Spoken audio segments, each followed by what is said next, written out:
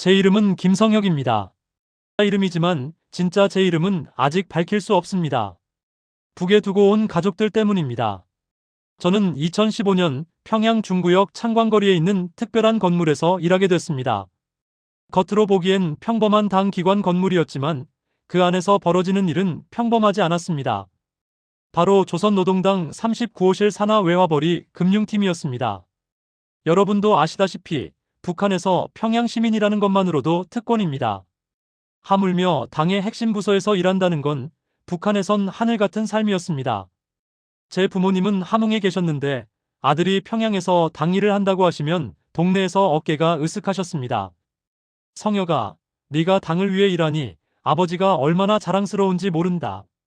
아버지는 전화할 때마다 그렇게 말씀하셨습니다. 저도 그땐 정말 자랑스러웠습니다. 김일성 종합대학 경제학부를 졸업하고 당에서 인정받아 이런 중요한 자리에 왔으니까요. 제가 맡은 일은 간단했습니다. 해외에 있는 우리 공화국의 자금을 관리하는 것이었습니다. 그 시절엔 아직 스위스 은행에 계좌들이 있었거든요. 물론 비밀 계좌였습니다. 국제사회 제재를 피하기 위해 여러 명의 이름으로 분산돼 있었습니다. 사무실은 아주 작았습니다. 우리 팀은 5명뿐이었습니다. 팀장님은 당 간부 출신이셨고 나머지 넷은 모두 해외 유학파였습니다. 중국 베이징 대학 나온 동료, 러시아에서 금융 공부한 선배, 그리고 저처럼 평양에서 쭉 자란 사람도 한 명 더 있었습니다. 우리가 다루는 돈의 규모는 상상을 초월했습니다. 미국 돈으로 10억 달러, 우리 돈으로 약 2조 원이 넘었습니다. 그 돈이 어디서 온 건지 그땐 깊이 생각하지 않았습니다. 그저 공화국의 외화 자금이라고만 알고 있었으니까요. 제 아내는 평양경공업대학을 나온 교원이었습니다. 아들은 그때 21살로 군 복무 중이었습니다. 우리 가족은 평양에서도 중심지에 있는 아파트에 살았습니다. 배급도 제대로 나왔고 암시장에서 중국산 물건도 살 수 있었습니다. 여보, 오늘 장마당에서 중국 쌀 좀 샀어요. 우리 쌀보다 훨씬 낫더라고요.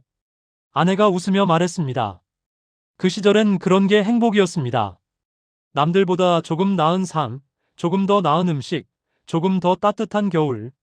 그게 전부였습니다. 하지만 저는 몰랐습니다. 제가 관리하는 그 돈이 굶주린 인민들의 고열을 짜낸 돈이라는 걸. 그 돈이 무기 밀매와 마약 거래, 위조 지폐로 모은 더러운 돈이라는 걸. 그리고 그 돈 때문에 제 인생이 완전히 뒤바뀔 거라는 것도요. 2017년 어느 날 팀장님이 긴급 회의를 소집했습니다. 동무들, 미국 놈들이 우리 계좌를 찾아내고 있어. 스위스 은행들도 압박받고 있어. 우리는 새로운 방법을 찾아야 하오. 그날 저는 처음으로 비트코인이라는 단어를 들었습니다. 그리고 그 순간부터 제 인생의 톱니바퀴가 돌기 시작했습니다. 2017년 가을이었습니다.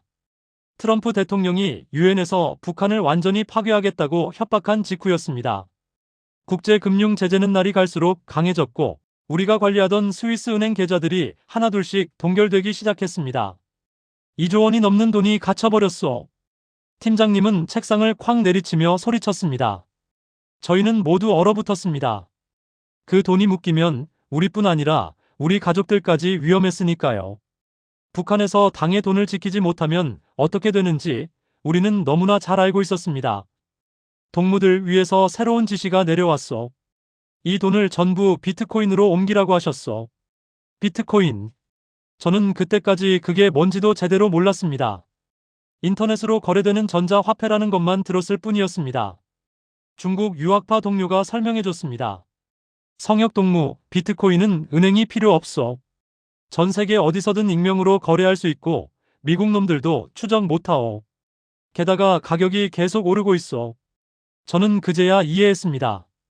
당이 왜 갑자기 비트코인에 관심을 가졌는지. 스위스 은행은 미국의 압박을 받지만 비트코인은 그 누구도 통제할 수 없었으니까요. 우리 팀은 몇 달 동안 밤낮 없이 일했습니다. 스위스 계좌에서 돈을 빼내 중국 브로커들을 통해 비트코인으로 바꾸는 작업이었습니다. 여러 거래소를 거쳐서 수십 개의 지갑으로 분산했습니다. 그 과정에서 저는 처음으로 의문을 품기 시작했습니다. 이 돈이 대체 어디서 온 거지?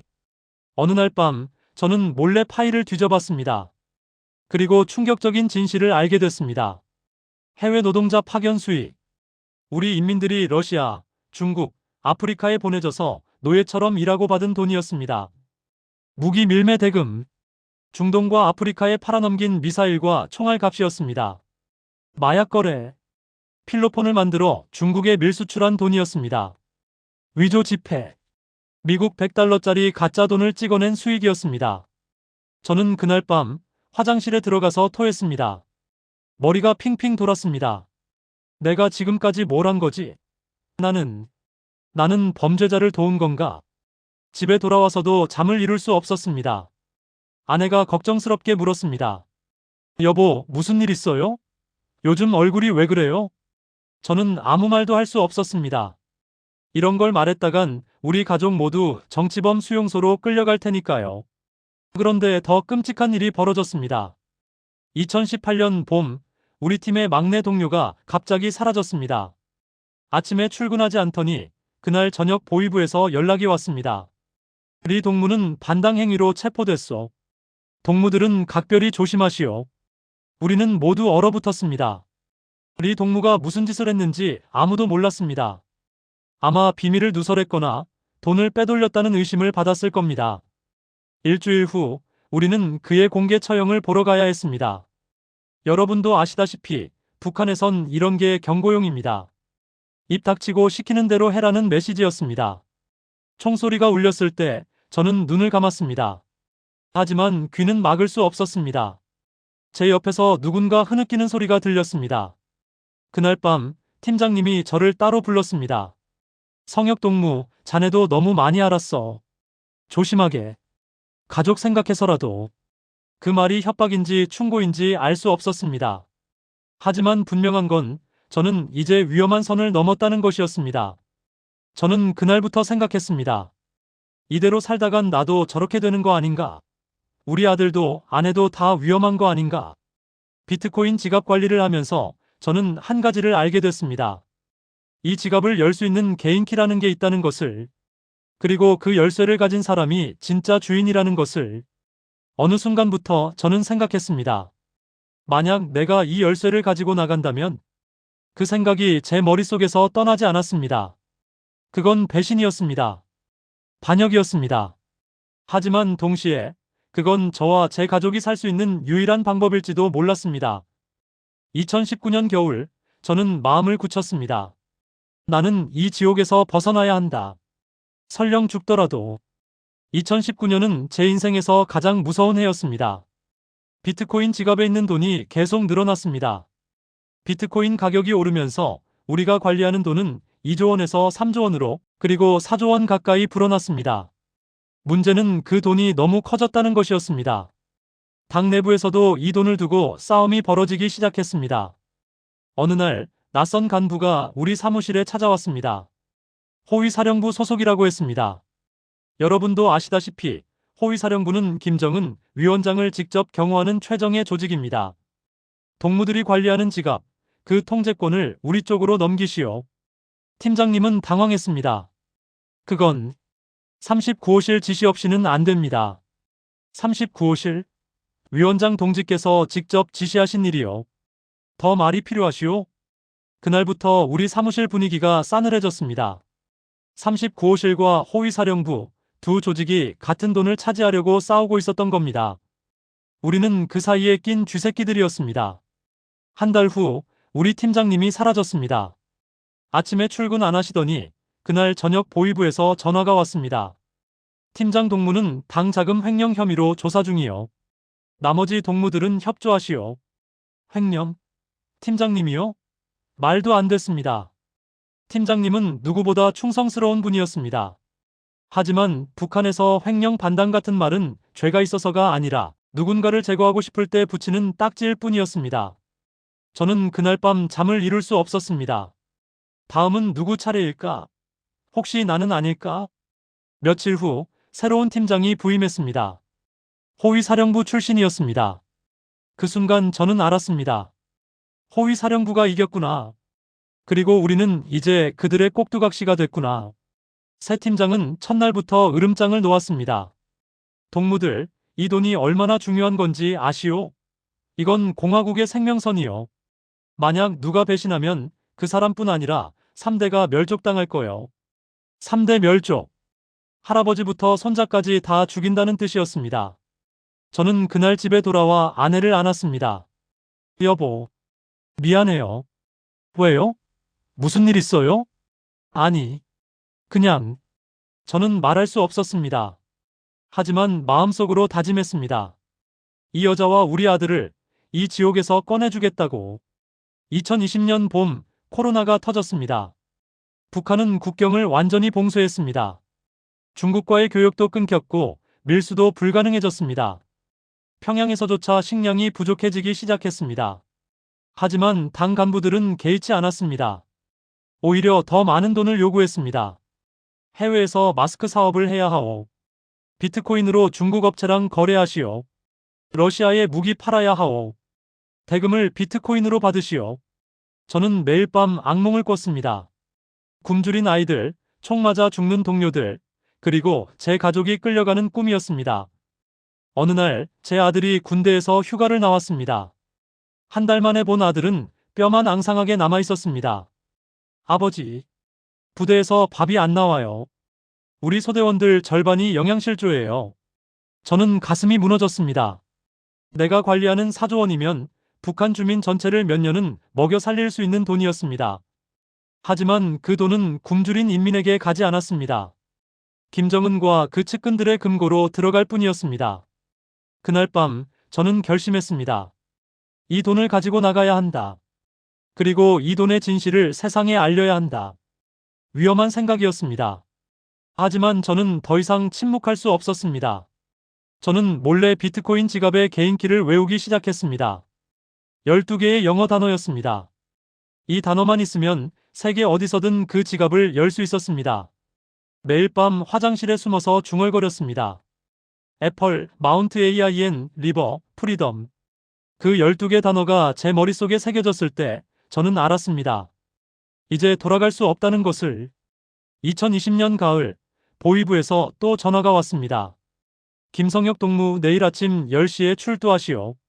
제 심장이 멈추는 줄 알았습니다. 들켰나? 내가 개인키를 외운 걸 알았나? 그날 밤 저는 아내에게 말했습니다. 여보, 우리 나가야 해요. 여기선 못 살아요. 아내는 눈이 휘둥그레졌습니다. 여보, 무슨 소리예요? 탈북 말하는 거예요? 그래요. 아들이랑 같이 나가야 해요. 지금 아니면 기회가 없어요. 아내는 한참을 울었습니다. 하지만 결국 고개를 끄덕였습니다. 알았어요. 당신 믿을게요. 하지만 어머니는요? 함흥에 계신 제 어머니. 78살의 늙으신 어머니를 두고 갈 수는 없었습니다. 어머니는 나중에 꼭 모셔올게요. 먼저 우리라도 살아야 해요. 저는 그날 밤 처음으로 울었습니다.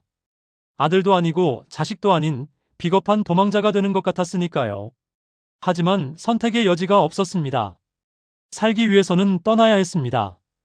2020년 12월 저는 중국 브로커와 접선했습니다. 평양에서 중국 브로커를 만난다는 건 목숨을 거는 일이었습니다. 하지만 선택의 여지가 없었습니다. 조선족 상인으로 위장한 브로커가 평양 장마당 근처에서 저를 만났습니다. 1인당 $10,000요. 가족 셋이면 3만 달러. 3만 달러. 북한 돈으로 3억 원이 넘는 돈이었습니다. 하지만 저는 그 돈을 마련할 수 있었습니다. 몇 년 동안 모아둔 외화가 있었으니까요. 언제 갈 수 있소? 국경이 지금 폐쇄됐소. 하지만 2021년 1월쯤이면 경비가 좀 느슨해질 거요. 그때 연락하겠소. 저는 고개를 끄덕였습니다. 그날부터 저는 모든 걸 준비했습니다. 아내와 아들에게 계획을 말했습니다. 아들은 군대에서 나와야 했습니다. 다행히 아들의 제대가 2021년 1월로 예정돼 있었습니다. 아버지, 정말 할 수 있어요? 잡히면 우리 다 죽잖아요. 아들아, 여기 남아도 우린 죽어. 차라리 자유를 찾아 죽는 게 낫지 않겠니? 아들은 떨리는 목소리로 대답했습니다. 알았어요, 아버지. 같이 가요. 가장 힘든 건 어머니에게 말씀드리는 것이었습니다. 2020년 12월 말, 저는 함흥에 계신 어머니를 찾아갔습니다. 평양에서 함흥까지 기차로 6시간이 걸렸습니다. 어머니는 늙으셨지만 여전히 정정하셨습니다. 성혁아, 왜 갑자기 왔니? 무슨 일 있니? 아니에요, 어머니. 그냥 보고 싶어서요. 저는 어머니와 함께 밥을 먹었습니다. 옥수수밥에 된장국. 제가 어렸을 때 먹던 그 맛이었습니다. 어머니, 제가 곧 출장을 좀 길게 가야 할 것 같아요. 어디로? 중국 쪽이요. 당 업무 때문에. 거짓말이었습니다. 하지만 진실을 말할 수 없었습니다. 어머니는 제 손을 잡으셨습니다. 성혁아, 조심해라. 너는 우리 집안의 기둥이야. 저는 눈물을 참았습니다. 어머니, 사랑합니다. 꼭, 꼭 건강하세요. 어머니 집을 나설 때 저는 뒤돌아봤습니다. 어머니는 문 앞에 서서 손을 흔들고 계셨습니다. 어머니, 미안합니다. 불효자를 용서하세요. 저는 마음속으로 빌었습니다. 평양으로 돌아와서 저는 마지막 준비를 했습니다. 비트코인 개인키 12개 단어를 다시 한번 확인했습니다. 이 단어들만 있으면 4조 원의 돈을 꺼낼 수 있었습니다. 하지만 저는 그 돈을 제 것으로 만들 생각은 없었습니다. 그 돈은 북한 인민의 피와 땀이었으니까요. 언젠가 자유세계에 가면 그 돈의 진실을 밝히고 싶었습니다. 2021년 1월 15일 브로커에게서 연락이 왔습니다. 이번 주 토요일 밤 해산 근처에서 만납시다. D-데이가 정해졌습니다. 저는 아내와 아들에게 말했습니다. 여보, 아들아. 짐은 최소한만 챙겨. 그리고 절대 눈치채이면 안 돼. 우리는 마치 친척집에 놀러 가는 것처럼 평범하게 집을 나섰습니다. 옷 몇 벌, 사진 몇 장. 그게 전부였습니다. 기차에서 창밖을 보면서 저는 생각했습니다. 이게 마지막이구나. 평양을, 이 땅을, 어머니를 마지막으로 보는 거구나.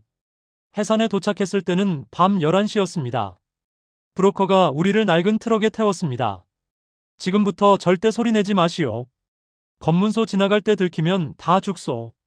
트럭은 어둠 속을 달렸습니다. 저는 아내 손을 꽉 잡았습니다.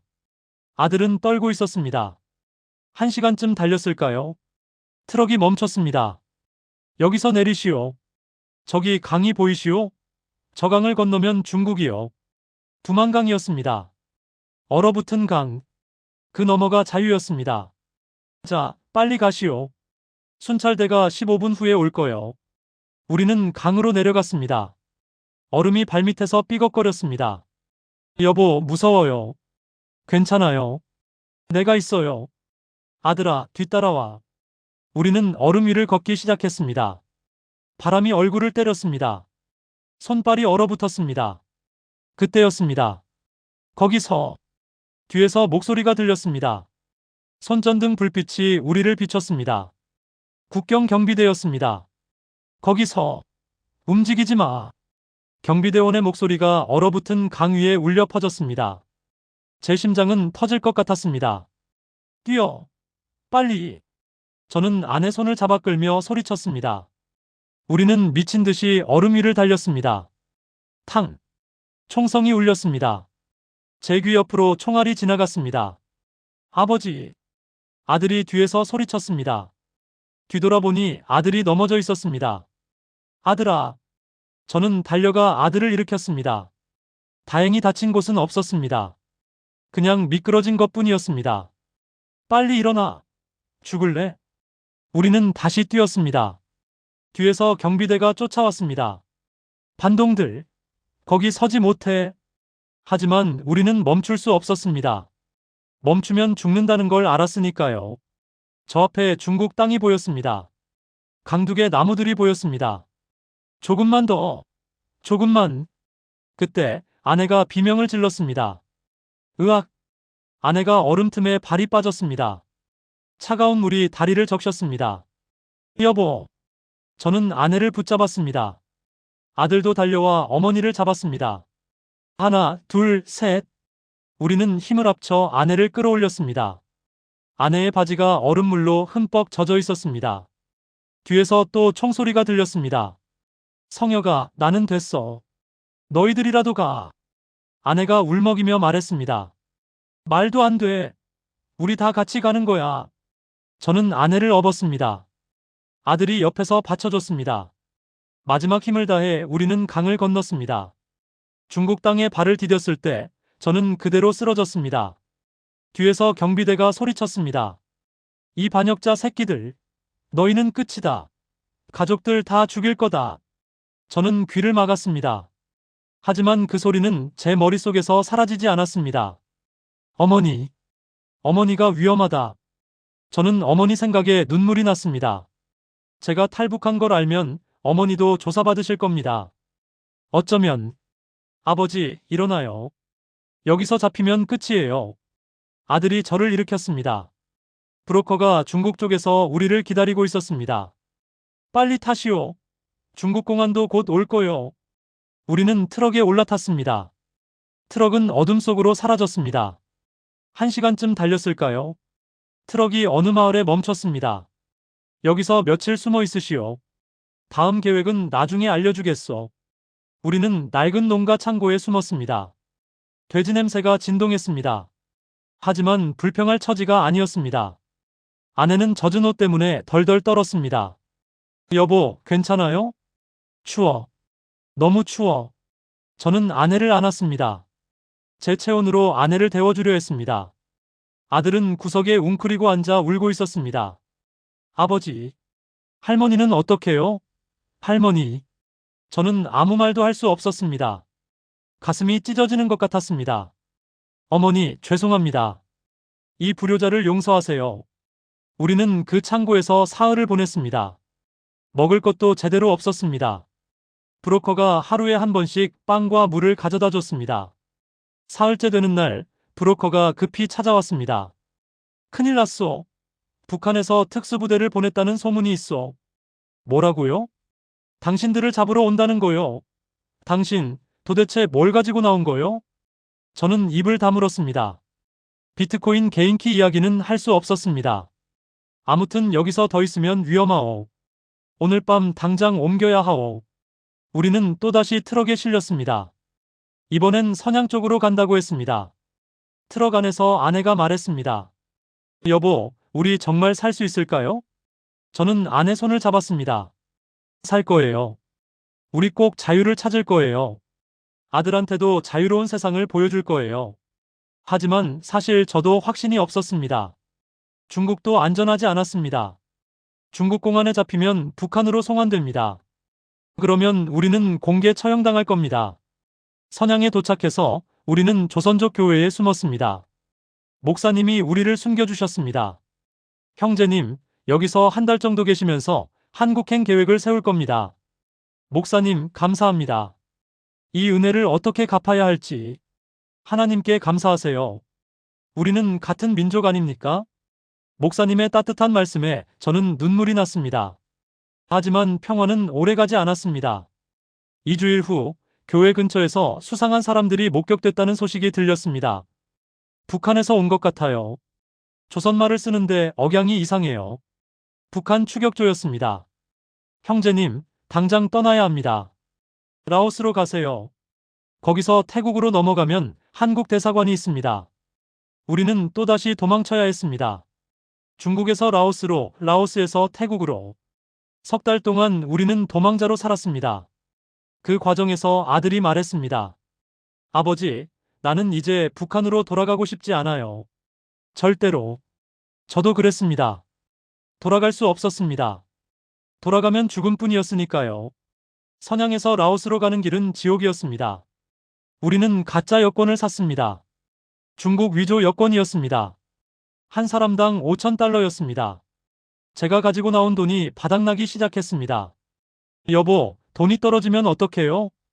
걱정 마요. 내가 방법이 있어요. 저는 비트코인 개인키를 가지고 있었습니다. 하지만 아직 그걸 쓸 수는 없었습니다. 북한이 제 움직임을 추적하고 있을 테니까요. 2021년 3월, 우리는 중국 남부 광저우로 갔습니다. 거기서 라오스로 넘어가는 루트가 있다고 했습니다. 광저우의 조선족 마을에서 저는 처음으로 인터넷을 자유롭게 접할 수 있었습니다. PC방에 들어가 북한 뉴스를 검색했습니다. 제 심장이 멈췄습니다. 조선노동당 간부 김성혁, 당 자금 횡령 후 중국 도주. 전국 수배령. 제 얼굴 사진이 나와 있었습니다. 현상금도 걸려 있었습니다. 당 자금 수백억 원 횡령 혐의. 가족과 함께 도주. 저는 손이 떨렸습니다. 북한은 제가 비트코인 개인키를 가지고 나간 걸 알고 있었습니다. 더 충격적인 건 다음 기사였습니다.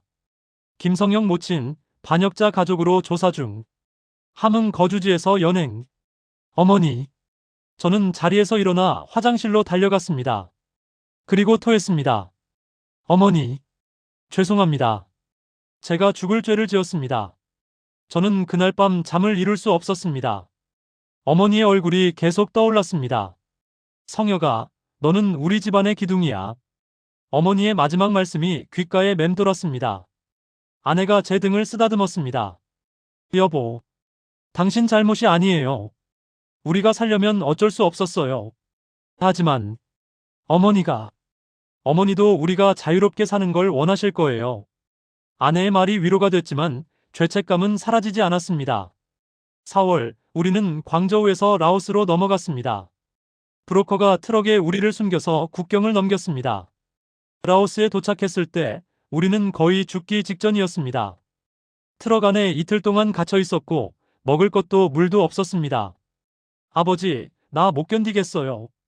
아들이 쓰러졌습니다. 저는 아들을 병원에 데려갔습니다. 라오스 병원이었습니다. 의사가 말했습니다. 탈수와 영양실조입니다. 며칠만 늦었으면 큰일 날 뻔했어요. 우리는 라오스 수도 비엔티안에서 한 달을 보냈습니다. 그동안 한국으로 가는 방법을 찾았습니다. 태국으로 가세요. 태국 방콕에 한국 대사관이 있습니다. 거기 들어가면 보호받을 수 있어요. 한국 선교사님이 알려주셨습니다. 선교사님은 우리에게 돈도 조금 주셨습니다. 형제님, 하나님이 함께 하실 겁니다. 꼭 한국에 가세요. 목사님, 정말 감사합니다. 이 은혜를 평생 잊지 않겠습니다. 5월, 우리는 라오스에서 태국으로 넘어갔습니다. 이번에도 브로커를 통해서였습니다. 하지만 태국 국경에서 문제가 생겼습니다. 태국 경찰이 우리를 세웠습니다. 여권 보여주세요. 우리는 가짜 여권을 내밀었습니다.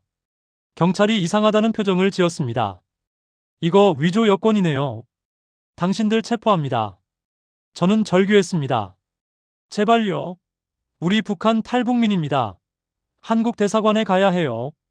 탈북민? 증거 있어요? 제발. 한국 대사관에 연락해 주세요.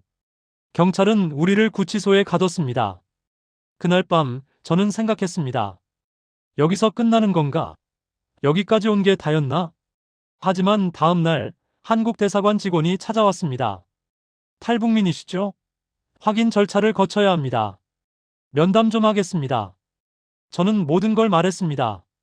제가 평양에서 당 간부였다는 것, 비트코인 지갑을 관리했다는 것, 개인키를 가지고 나왔다는 것. 대사관 직원의 눈이 커졌습니다. 비트코인, 개인키요? 그게 사실입니까? 네. 저는 이 정보를 한국 정부에 넘기고 싶습니다. 그 돈은 북한 인민의 피땀입니다. 대사관 직원은 급히 전화를 걸었습니다. 아마 본국에 보고하는 것 같았습니다. 이틀 후 우리는 석방됐습니다. 그리고 한국 대사관으로 이송됐습니다. 대사관 문을 들어설 때 저는 태극기를 봤습니다. 그 순간 저는 무릎이 꺾였습니다. 드디어 아내와 아들도 울었습니다. 우리는 3개월 동안 도망쳐왔습니다. 죽을 고비를 수없이 넘겼습니다. 하지만 이제 우리는 안전했습니다. 대사관 직원이 말했습니다. 일주일 후에 한국으로 가실 수 있습니다. 환영합니다. 대한민국 국민 여러분. 대한민국 국민. 저는 그 말이 믿기지 않았습니다. 저는 이제 자유 대한민국의 국민이라는 것이. 2021년 5월 21일. 우리는 방콕 수완나품 공항에 있었습니다. 대한민국행 비행기를 타기 위해서였습니다. 평생 비행기를 타본 적이 없었습니다. 북한에서는 고위 간부들만 비행기를 탈 수 있었으니까요. 아버지, 비행기 무섭지 않아요? 아들이 물었습니다. 26살 청년이 어린아이처럼 긴장하고 있었습니다. 괜찮아. 우리 이제 자유로운 나라로 가는 거야. 한국 대사관에서 나온 직원이 우리와 함께였습니다. 그분 덕분에 출국 수속도 순조로웠습니다. 비행기에 오르기 전 저는 마지막으로 뒤를 돌아봤습니다. 북쪽 하늘 어딘가에 북한이 있었습니다. 그리고 그곳에는 제 어머니가 계셨습니다. 어머니, 꼭 다시 뵙겠습니다. 언젠가 통일이 되면. 비행기가 이륙했습니다. 제 생애 처음 타보는 비행기였습니다. 창밖으로 구름이 보였습니다. 하얀 구름 너머로 푸른 하늘이 펼쳐져 있었습니다. 여보, 저기 봐요. 하늘이 이렇게 넓은 거예요. 아내가 감탄했습니다. 그래요. 우리는 이제 이 넓은 하늘 아래서 자유롭게 살 수 있어요. 5시간 후 비행기가 인천공항에 착륙했습니다. 2021년 5월 22일 오전 10시. 저는 대한민국 땅을 처음 밟았습니다. 공항 밖으로 나왔을 때 저는 숨이 멎는 줄 알았습니다. 너무 많은 사람들, 너무 많은 차들, 너무 밝은 불빛들. 여보, 여기가 정말 한국이에요? 아내가 믿을 수 없다는 표정으로 물었습니다. 그래요. 여기가 우리나라예요. 대한민국. 우리는 국정원 차량에 실려 조사를 받으러 갔습니다. 탈북민들은 모두 이 과정을 거친다고 했습니다. 조사는 일주일 동안 계속됐습니다. 김성혁 씨, 당신이 가지고 나왔다는 비트코인 개인키에 대해 말씀해 주세요. 국정원 조사관이 물었습니다. 저는 모든 걸 말했습니다. 39호실, 스위스 계좌, 비트코인 전환, 그리고 4조 원의 비밀 자금. 이 개인키를 외우고 나왔습니다. 12개 단어입니다. 저는 종이에 그 단어들을 적었습니다. 조사관의 얼굴이 굳어졌습니다. 이게 진짜입니까? 네. 확인해 보세요. 며칠 후 조사관이 다시 찾아왔습니다. 김성혁 씨, 확인 결과 이 지갑에 실제로 막대한 금액이 들어 있습니다. 현재 시세로 6조 원이 넘습니다. 6조 원. 비트코인 가격이 올라서 더 불어난 것이었습니다. 저는 이 돈을 제 것으로 만들 생각이 없습니다. 이 돈은 북한 인민의 피와 땀입니다. 한국 정부가 잘 관리해서 언젠가 통일이 되면 북한 주민들에게 돌려주면 좋겠습니다. 조사관이 놀란 표정으로 저를 봤습니다. 정말 그러실 겁니까? 네. 저는 자유만 얻으면 됩니다. 돈은 필요 없습니다. 조사가 끝나고 우리는 하나원으로 갔습니다. 하나원은 탈북민들이 한국 생활을 배우는 곳이었습니다. 그곳에서 저는 처음으로 한국 사회를 배웠습니다. 여러분, 한국에서는 신분증만 있으면 은행 계좌를 만들 수 있습니다. 누구의 허락도 필요 없습니다. 편의점은 24시간 열려 있습니다.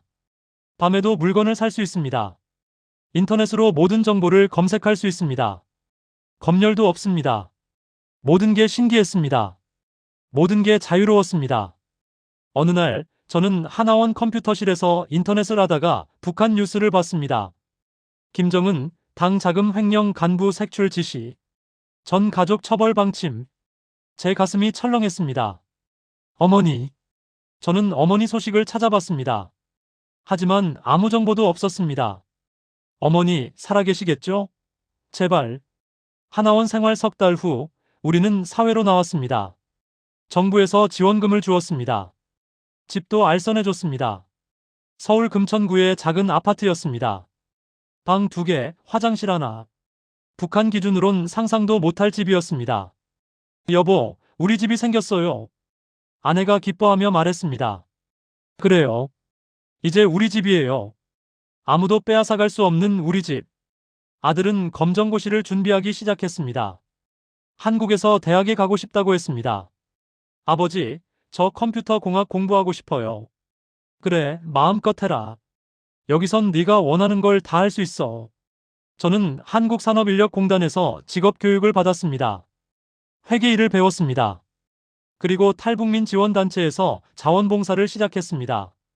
저처럼 어렵게 넘어온 분들에게 도움을 주고 싶습니다. 자유. 그게 뭔지 이제야 알 것 같았습니다. 내가 원하는 일을 하고, 내가 원하는 곳에 가고, 내가 원하는 말을 할 수 있는 것. 그게 자유였습니다. 2022년 봄. 저는 한국에서 1년을 살았습니다. 금천구 아파트에서 아내, 아들과 함께 평범한 삶을 살고 있었습니다. 아침에 일어나면 편의점에서 커피를 사 마십니다. 400원짜리 커피. 북한에선 상상도 못할 일입니다. 출근길에 지하철을 탑니다. 핸드폰으로 뉴스를 봅니다. 검열 없는 뉴스. 무엇이든 볼 수 있습니다. 오늘도 북한에서 미사일을 쏘았습니다. 뉴스를 보면 가슴이 아픕니다. 저 미사일을 쏘는 돈이면 북한 주민들 몇만 명을 먹여 살릴 수 있는데 회사에서 일을 합니다. 작은 회계법인입니다. 월급은 많지 않지만 정직하게 번 돈입니다. 점심시간에는 동료들과 밥을 먹습니다. 성혁 씨, 고향이 어디세요? 아, 함경도 쪽이에요. 저는 탈북민이라는 걸 숨기지 않습니다. 처음엔 말하기 어려웠지만 이젠 당당합니다. 힘들었겠네요. 잘 오셨어요. 동료가 따뜻하게 말해줍니다. 여기선 탈북민이라고 차별하지 않습니다. 물론 가끔 어려움도 있지만 대부분의 사람들은 친절합니다. 저녁에 집에 돌아오면 아내가 밥을 해놨습니다. 여보, 오늘 마트에서 고기 샀어요. 삼겹살. 아내는 여전히 마트에 가는 걸 신기해합니다. 물건이 이렇게 많아도 되나? 이거 다 누가 먹어? 저도 처음엔 그랬습니다. 마트에 쌓인 음식들을 보면 북한에 굶주린 아이들이 생각났습니다. 아들은 대학에 합격했습니다. 서울의 한 사이버 대학교였습니다. 아버지, 저 대학생 됐어요. 그래, 축하한다. 마음껏 공부해라. 아들은 컴퓨터를 배우고 있습니다. 프로그래밍이 재미있다고 합니다. 아버지, 여기선 유튜브로 모든 걸 배울 수 있어요. 공짜로. 아들의 밝은 얼굴을 보면 제가 한 선택이 옳았다는 걸 느낍니다. 하지만 밤이 되면 저는 여전히 어머니를 생각합니다. 인터넷으로 북한 소식을 찾아봅니다. 어머니에 대한 정보는 없습니다. 어머니, 살아계시겠죠? 제발 무사하시길. 어느 날 국정원에서 연락이 왔습니다. 김성혁 씨, 한번 나와주시겠습니까? 저는 국정원 사무실로 갔습니다. 비트코인 지갑 건으로 국제공조가 진행되고 있습니다. CIA와 유럽 수사기관들이 북한 비자금 추적 작업을 하고 있습니다. 제가 도움이 될까요? 물론입니다. 당신이 제공한 정보 덕분에 북한 비밀 자금의 흐름을 파악할 수 있었습니다. 조사관이 말했습니다. 그 돈 어떻게 되는 겁니까? 아직 결정된 건 없습니다. 하지만 이 정보는 북한 체제의 비리를 밝히는데 큰 도움이 될 겁니다. 저는 고개를 끄덕였습니다. 저는 그 돈이 언젠가 북한 주민들에게 돌아가길 바랍니다. 통일이 되면 그 돈으로 북한 재건을 도울 수 있을 테니까요. 조사관이 미소를 지었습니다. 좋은 생각입니다. 집으로 돌아오는 길에 저는 한강을 건넜습니다. 다리 위에서 한강을 내려다봤습니다. 반짝이는 강물, 강변의 불빛들. 여기가 내 나라구나. 대한민국. 감회가 새로웠습니다. 2023년 저는 탈북민 강연을 시작했습니다. 학교, 교회, 단체에서 제 이야기를 해달라고 요청했습니다. 여러분, 자유는 공짜가 아닙니다. 누군가의 희생으로 얻어진 것입니다. 북한 주민들은 지금도 굶주리고 있습니다. 감시받고 탄압받고 있습니다. 하지만 그들도 우리와 같은 사람입니다. 같은 민족입니다. 강연을 할 때마다 저는 통일을 이야기합니다. 언젠가 남과 북이 하나 되는 날이 올 겁니다. 그날이 오면 저는 고향에 가서 어머니 산소를 찾을 겁니다. 청중들이 박수를 쳐줍니다. 몇몇은 눈물을 흘립니다. 어느 날 한 어르신이 강연 후에 제게 다가왔습니다. 젊은이 수고했네. 자네 어머니도 자네를 자랑스러워하실 걸세. 감사합니다, 어르신. 나도 실향민이야. 6.25 때 남쪽으로 내려왔지. 북에 부모님을 두고. 어르신의 눈에 눈물이 맺혔습니다. 내가 죽기 전에 통일을 볼 수 있을까? 고향 땅을 다시 밟을 수 있을까? 저는 어르신의 손을 잡았습니다. 볼 수 있을 겁니다. 꼭 그날이 올 겁니다. 2025년 현재. 저는 여전히 한국에서 살고 있습니다. 아들은 이제 프로그래머가 됐습니다. 한 IT 회사에 취직했습니다. 아버지, 제가 월급 받았어요. 드릴게요. 아니다, 네가 써라. 아버지는 괜찮아. 아내는 요양보호사 자격증을 땄습니다. 요양원에서 어르신들을 돌보는 일을 합니다. 여보, 오늘 할머니 한 분이 북한 이야기를 하시더라고요. 고향이 그립다고. 많이 그리우시겠죠? 우리도 그러잖아요. 저는 가끔 꿈을 꿉니다. 통일이 된 꿈. 기차를 타고 북쪽으로 올라가는 꿈. 함흥역에 내려서 어머니 산소를 찾아가는 꿈. 어머니 왔습니다. 불효자가 이제야 왔습니다. 꿈에서 깨면 눈가에 눈물이 맺혀 있습니다. 여러분, 자유는 공짜가 아닙니다. 저는 자유를 위해 모든 것을 잃었습니다. 어머니를, 고향을, 제 과거를. 하지만 후회하지 않습니다. 왜냐하면 저는 이제 자유롭게 숨쉬고, 자유롭게 말하고, 자유롭게 살 수 있으니까요. 그리고 언젠가 남과 북이 하나 되는 그날이 오면 저는 고향 땅을 다시 밟을 겁니다. 어머니 산소 앞에서 저를 올릴 겁니다. 그리고 말할 겁니다. 어머니, 이제 우리 모두 자유입니다. 그날이 올 때까지 저는 여기서 살겠습니다. 대한민국 자유의 땅에서. 그리고 통일을 꿈꾸며. 감사합니다.